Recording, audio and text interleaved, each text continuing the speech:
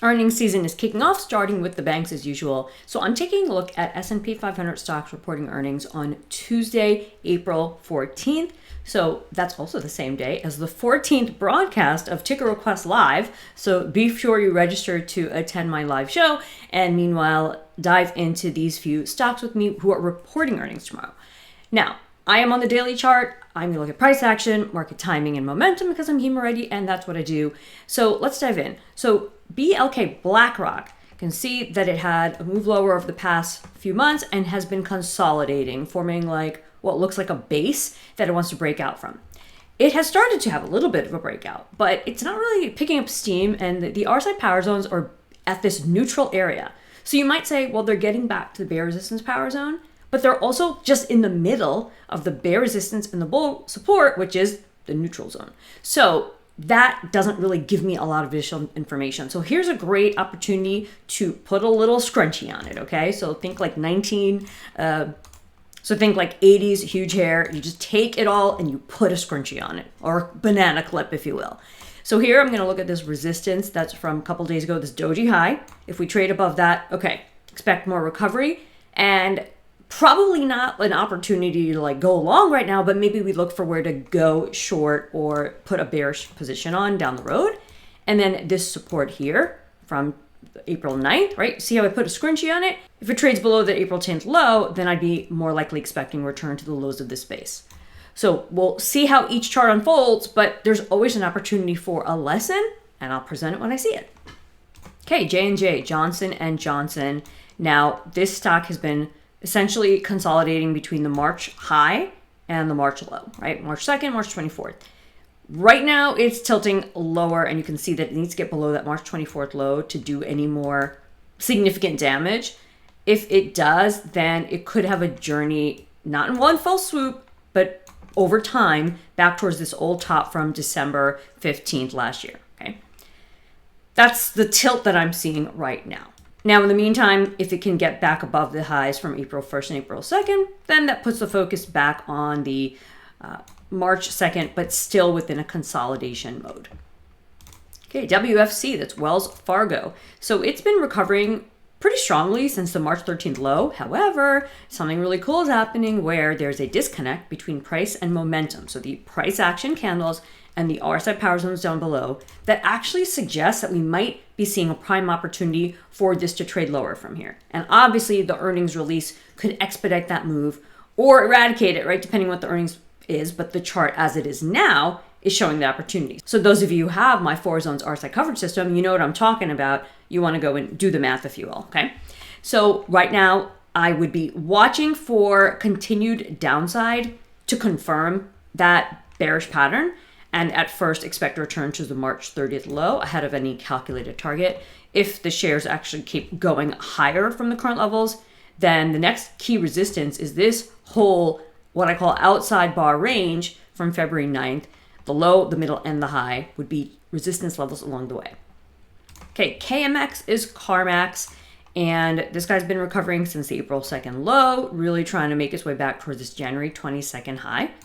And it looks like it will.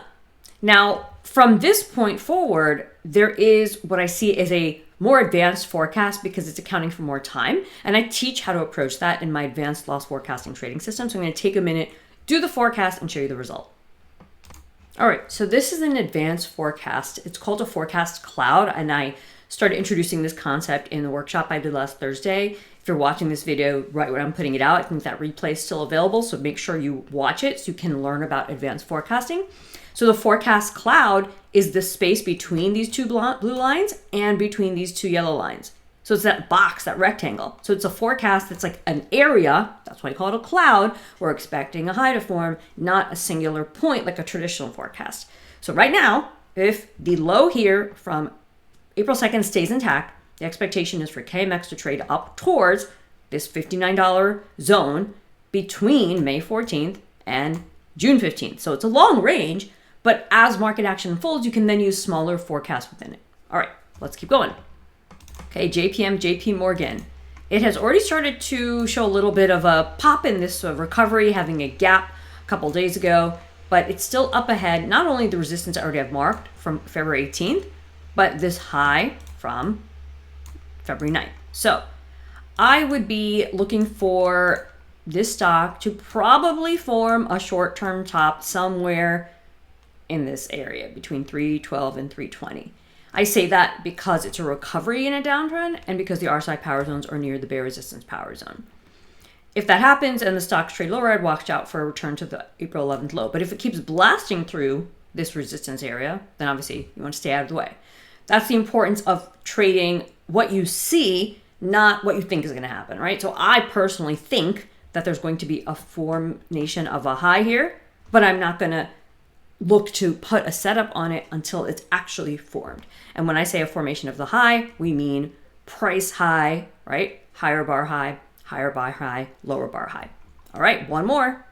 All right, here we have Citigroup. You can see that it's recently broken above the February 10th high after a long consolidation period, but all it did was work itself off from overbought conditions, right? From here in December 24th, and it made a base, but it really just kept testing the lower edge of the bull support power zone. So if you have my winning RSI playbook where like the whole journey with RSI power zones begins, you got to make sure you at least understand working off overbought conditions. It's going to be super helpful when you're watching a stock that's declining in an uptrend, but you're not quite sure where to take action if there's a new move. Okay, it gives you that patience.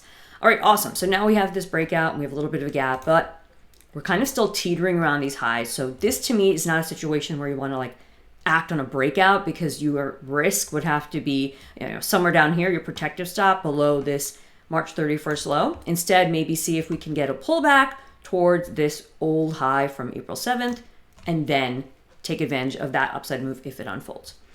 All right, so that's my take on these S&P 500 stocks reporting earnings. Now, how did I come up with these stocks? Well, I opened up my handy dandy well charts, which I'll bring over onto this screen. I used the cool earnings filter and I looked at what my list of S&P 500 stocks are that were reporting earnings. So this is a very convenient tool among many in the wealth chart system. If you want to learn more about wealth charts or dig in deeper to it, please join me at the Wealth 365 Summit next week. It's an amazing summit, it happens every quarter, and there are so many awesome speakers. I'm speaking on Thursday, April 23rd. Yep, that's the date. So please sure to register in the links down below. Registering not only gives you a seat at the conference, but it supports me because it shows that I'm bringing the eyeballs to the conference and helps in developing indicators and scanners and more tools to help you in your trading. Okay, so it's a win-win. They will not send you a million emails. They will just send you the one about the event. So go ahead and register if you haven't. And I hope you enjoyed this take on the earnings. So please give me a like down below if you found value in this earnings analysis or helpful commentary on the technical analysis tools and techniques, or both. And I'll see you in the next video and at Wealth 365 real soon.